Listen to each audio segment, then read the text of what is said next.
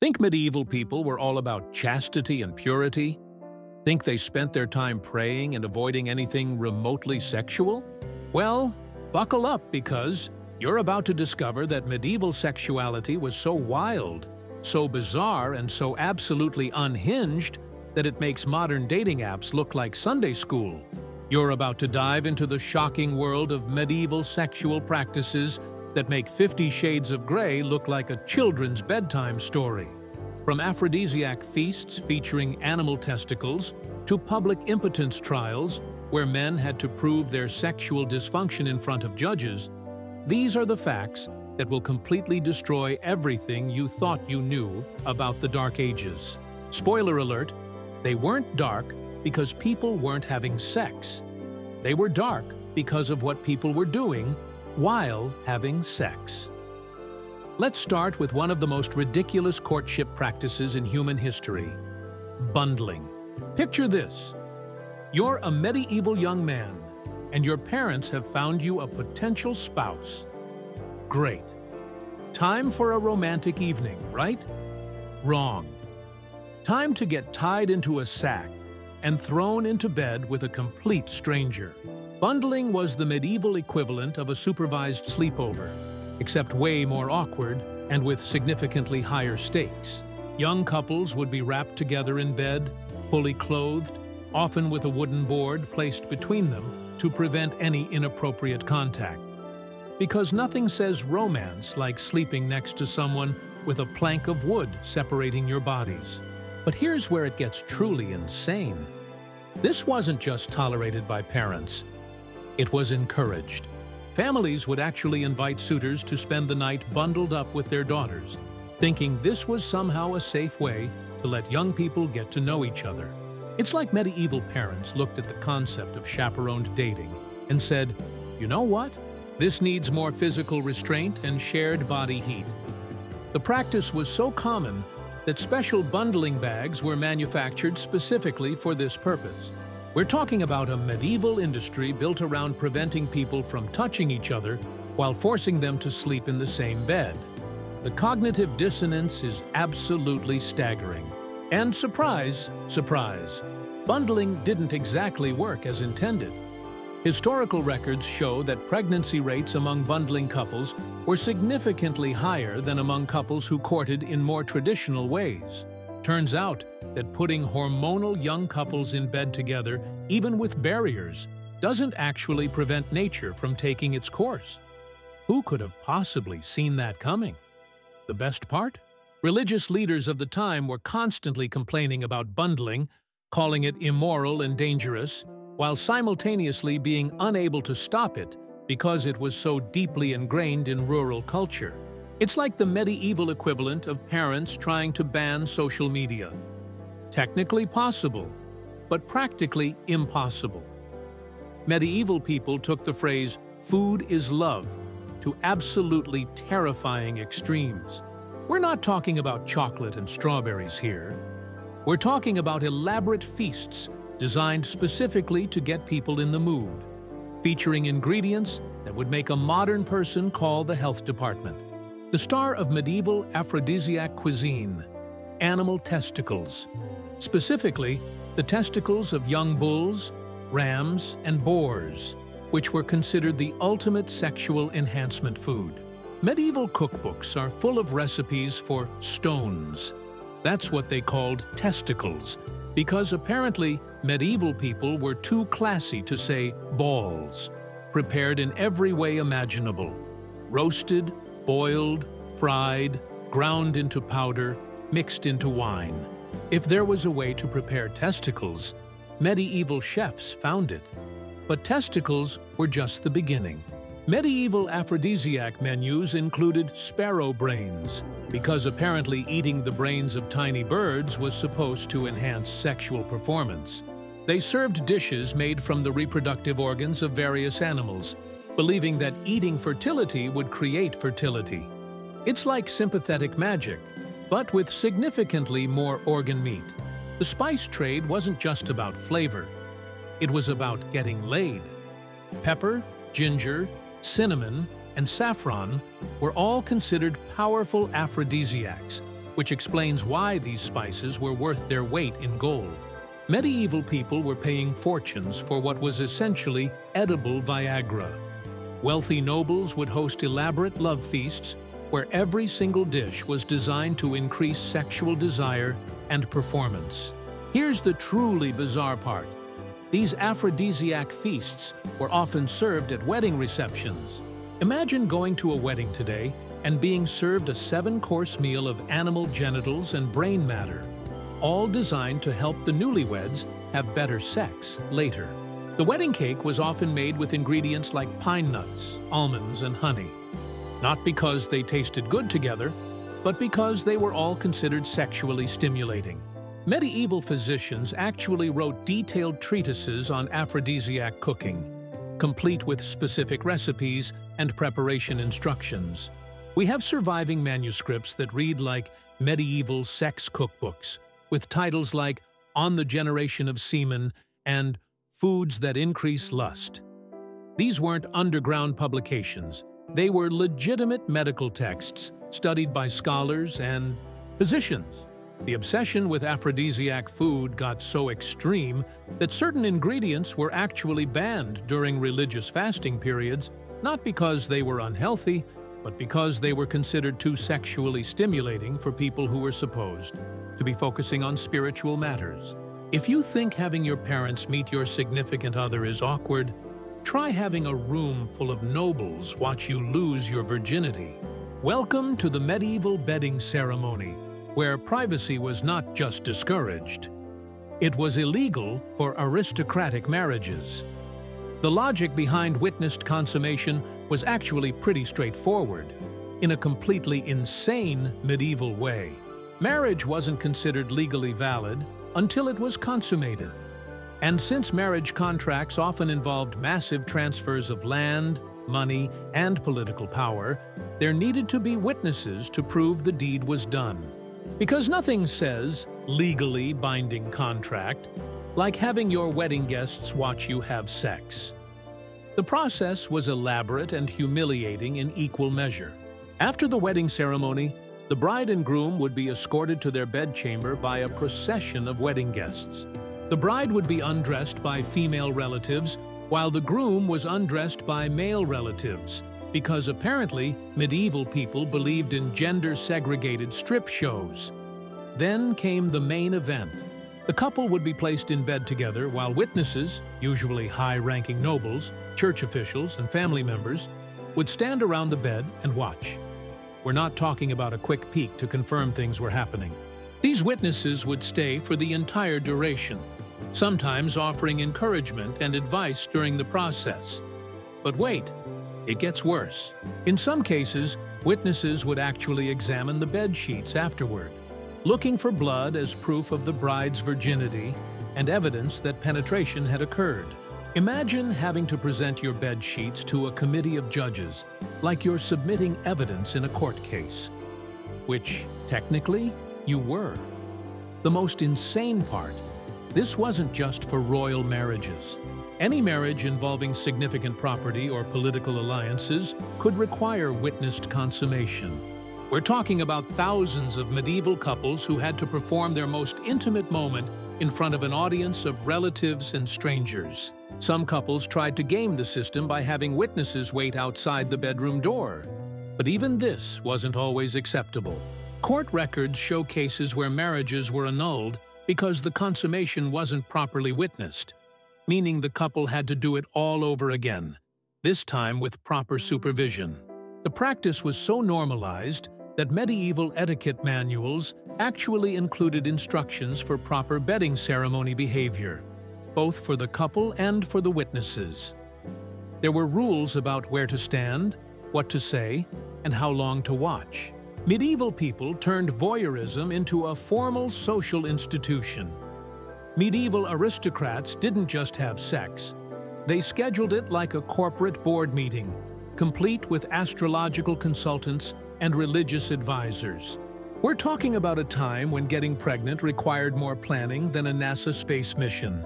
The medieval obsession with timing conception was based on a combination of astrology, medicine, and religious doctrine that created the most complicated baby-making schedule in human history.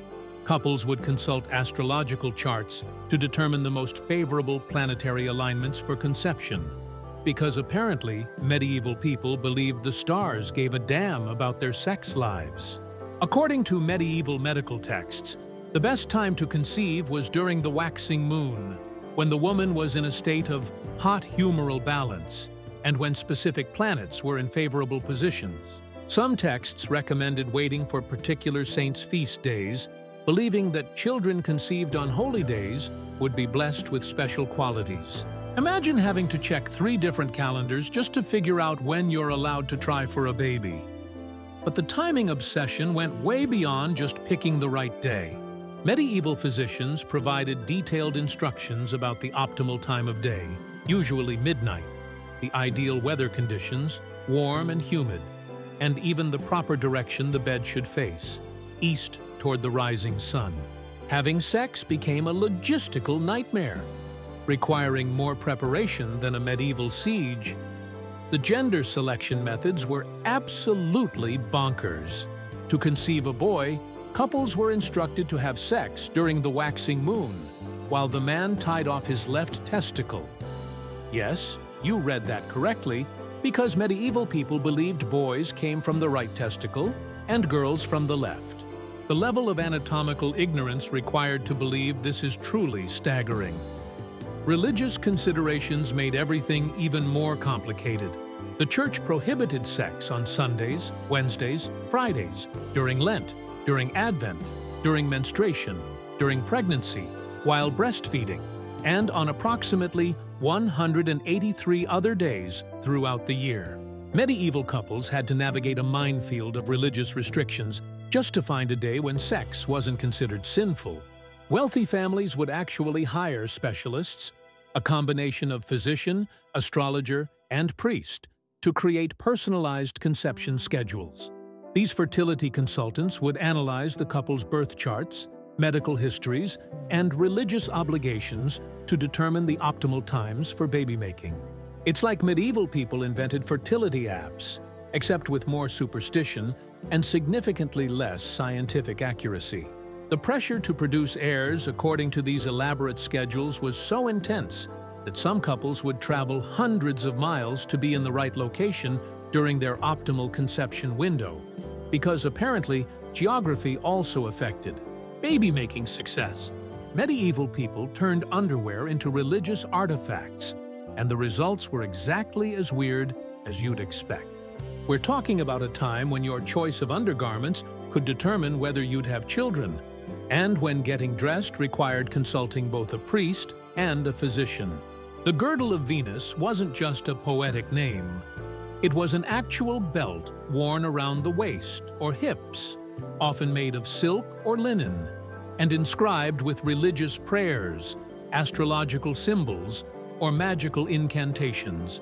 These belts were believed to enhance fertility, ensure safe childbirth, and improve sexual performance. But fertility belts were just the beginning of medieval sexual accessories. Women would wear special amulets containing everything from powdered unicorn horn, actually narwhal tusk, to ground-up gemstones, all designed to enhance their reproductive capabilities. Some amulets contained written prayers or biblical verses, because apparently God needed written reminders about what you wanted Him to help you with. The most bizarre fertility accessory was the conception stone, a small rock or crystal that women would insert into their undergarments during sex, believing it would help them conceive. Different stones were thought to produce different results: emeralds for boys, sapphires for girls, and diamonds for twins. Medieval people thought they could control genetics with jewelry. Men weren't left out of the magical underwear game. They had their own fertility accessories, including special rings worn on specific fingers, amulets containing animal parts, usually testicles, because medieval people were obsessed with testicles, and even specially blessed loincloths that were supposed to enhance sexual performance. The church got involved in the underwear blessing business. Priests would bless fertility belts, conception amulets, and even bed sheets, charging fees for their services. It's like medieval people turned their sex lives into a religious subscription service. Some fertility accessories were so elaborate, they required instruction manuals. We have surviving texts that explain exactly how to wear certain belts, which prayers to recite while putting them on, and what to do if they stopped working. Medieval people created customer service for magical underwear.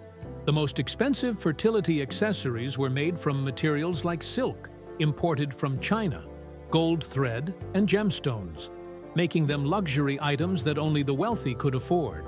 Poor people had to make do with homemade versions using local materials, creating a class system based on the quality of your magical underwear. The belief in fertility accessories was so strong that some women refused to have sex without wearing them, and some men would refuse to sleep with women who weren't properly accessorized. Medieval people turned getting dressed into a prerequisite for getting laid. Think modern divorce proceedings are humiliating? Try having to prove your sexual dysfunction in front of a panel of judges, medical experts, and random courtroom observers. Welcome to medieval impotence trials, where privacy went to die and dignity was legally inadmissible. Medieval impotence trials were the nuclear option of divorce proceedings. Since the church had made divorce nearly impossible, claiming your husband was impotent was one of the few ways a woman could legally escape a marriage. But proving impotence required more than just your word. It required a full-scale legal investigation into your sex life. The trial process was absolutely bonkers. First, the couple would be examined separately by medical experts who would inspect their genitals for signs of physical abnormality. Then, they'd be questioned under oath about their sexual history, frequency of attempts, and specific details about what did or didn't happen in bed. But the real nightmare was the trial by Congress. Yes, that's what they actually called it. If the medical examination was inconclusive, the court could order the couple to attempt sexual intercourse under supervision. The supervised sex sessions took place in special rooms, either in the courthouse or in rented chambers, with medical experts and court officials watching through peepholes or from behind screens. The couple was given a specific amount of time to perform, and if the man couldn't achieve or maintain an erection, the marriage could be annulled. Some men tried to cheat the system by using various enhancement methods. Medieval Viagra, made from herbs, animal parts, or magical potions. Court records show cases where men were caught trying to smuggle aphrodisiacs into the trial chamber, leading to even more humiliating examinations to ensure they weren't using artificial assistants. The most insane part: these trials could drag on for months or even years, with multiple supervised attempts required before a verdict was reached. Some couples had to perform for the court dozens of times, because apparently medieval judges believed in giving people plenty of chances to prove their sexual competence. Women who brought impotence charges faced their own humiliations. They had to prove they were sexually willing and capable, which often involved intimate examinations and detailed questioning about their own sexual responses. The assumption was that if a man couldn't perform, it might be the woman's fault for not being attractive or enthusiastic enough. The social consequences of impotence trials were devastating. Win or lose, everyone involved became the subject of public gossip and ridicule. Some men preferred to accept annulment rather than undergo the trial, essentially admitting to impotence to avoid the humiliation of public testing. Here's a fact that will blow your mind. The medieval church wasn't just tolerating prostitution. They were running the biggest sex trafficking operation in Europe. We're talking about an institution that preached about sexual purity while secretly profiting from the world's oldest profession. In 12th century London, the borough of Southwark had 18 licensed brothels employing over 1,000 prostitutes. And who owned these brothels? The Bishop of Winchester. The church's involvement in prostitution wasn't a secret side business. Church leaders argued that prostitution was a necessary evil. that prevented worse sins like rape, adultery, and homosexuality. So they decided to regulate and profit from it, just like today's governments. The business model was genius in its hypocrisy. The church couldn't officially condone prostitution, but there was nothing in canon law preventing them from collecting rent from brothel owners.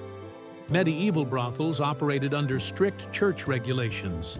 Prostitutes had to follow dress codes, work specific hours, and live in designated areas. They were forbidden from working on religious holidays, couldn't refuse customers without cause, and had to submit to regular medical examinations. The financial arrangements were elaborate and exploitative. Prostitutes paid rent to brothel keepers, who paid rent to property owners, who paid taxes to the church. It was a pyramid scheme with sex workers at the bottom and bishops at the top. The most insane part: the church used profits from prostitution to fund religious activities. Money earned from sex work was used to build churches, support monasteries, and pay for religious festivals. Medieval people were funding their salvation with sin money. The system was so entrenched that when reformers tried to shut down church-owned brothels, they faced massive resistance from both religious and secular authorities. Too many people were making too much money from the arrangement to let moral concerns get in the way of profit. The church's prostitution empire lasted for centuries, only ending when Protestant reformers and changing social attitudes finally made the hypocrisy too obvious to ignore. But for hundreds of years, the institution that claimed to represent God's will on earth was running a sex trafficking operation that would make modern organized crime jealous. Medieval birth control methods were so bizarre, so dangerous, and so completely ineffective that they make modern contraception look like a miracle of science. Let's start with the classics. Animal testicles. Because apparently medieval people thought the solution to every sexual problem involved animal genitals. Women would wear pouches containing weasel testicles around their necks, believing this would prevent conception. The logic was that since weasels were considered sexually promiscuous but had small litters, their reproductive organs would transfer this controlled fertility to humans. But testicle jewelry was just the beginning. Medieval contraception included drinking potions made from everything imaginable. Ground-up beaver testicles mixed with wine, powdered iron dissolved in water, and concoctions containing mercury. Yes, the poisonous metal. Some women poisoned themselves trying to avoid pregnancy, which technically worked because dead people can't get pregnant. The sneezing method was particularly ridiculous. Medieval physicians believed that if a woman sneezed immediately after sex, the force would expel the man's seed before conception could occur. So women would carry pepper or other irritants to induce sneezing right after intercourse. Physical barriers were equally insane. Women would insert everything from honey-soaked wool to crocodile dung into their vaginas before sex, believing these substances would block or kill sperm. Some used half a lemon as a cervical cap, which actually wasn't completely ineffective due to the citric acid, but was probably incredibly uncomfortable and definitely not recommended by any medical authority. The timing method was based on completely wrong information about female fertility. Medieval physicians believed women were most fertile during menstruation and least fertile mid-cycle, the opposite of reality. So couples trying to avoid pregnancy would have sex at exactly the wrong times, essentially guaranteeing conception while thinking they were preventing it. Magical contraception was a whole category of its own. Women would wear amulets containing written spells, carry special stones, or perform elaborate rituals involving everything from burning specific herbs to burying objects under full moons. Some contraceptive spells required the woman to walk backwards around a church 3 times while reciting prayers, because apparently God needed very specific instructions about birth control.